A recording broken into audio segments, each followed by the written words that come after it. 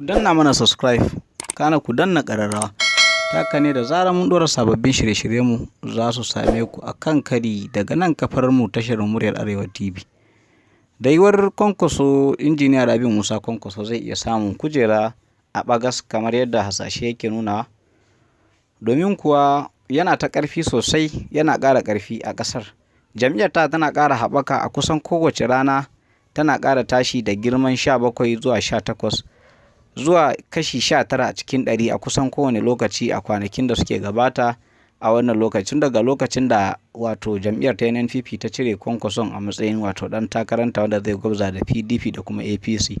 Daga wannan lokacin jam'iyyar ta ci gaba da faɗi da kuma ƙara faɗaɗa a cikin sassan jihohin arewaci har kaɗan daga cikin kudanci. Kwankwason yana samun jama'a, sannan yana samun ƙarin wato nasarori ta fuskoki daban-daban, wanda hakan ya ba mutane mamaki kuma yakan jawo masa abun nan karsashi da kuma wato alamu na nasara a bisa yanayin yadda gudun siyasar da kuma yanayin tafiyar jam'iyyar tasa take tafiya. Domin kuwa jihohi da yawa sun karɓi wannan jam'iyyar a matsayin wadda za su fito a takarkaru da yawa, wadda hakan ya zama wani abu wadda za a iya cewa nasara ne ga shi injiniya Rabi'u Musa Kwankwason, ko kuma nasarar jam'iyyar tashi. Wata ziyara kenan da ya kai nan cikin garin Abuja, ya biyo ta wani yanki, jama'a kamar za a haɗiye shi, kamar yadda kuke kalla a wannan lokaci muke sanya muku shi, domin kai tsaye ta ko ina ya bi jama'a ne, kuma haka suke ta bayanin cewar Kwankwasiya kamar yadda ta gabata a kwanakin baya da suka gabata.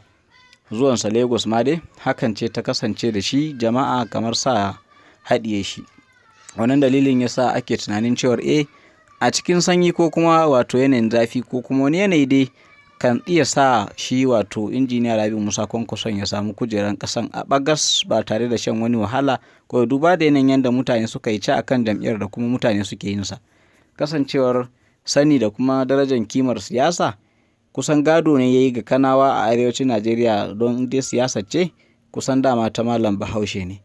To wannan kenan, muna kawo muku wannan labarai ne kai tsaye da kuma wato ƙara karsashi da kuma ƙara mutane ƙwarin gwiwa a game da yanayin abubuwan da ke tafiya kan daga nan kafar tamu tashar Muryar Arewa TV. Ku danna mana subscribe, kana ku danna ƙararrawa.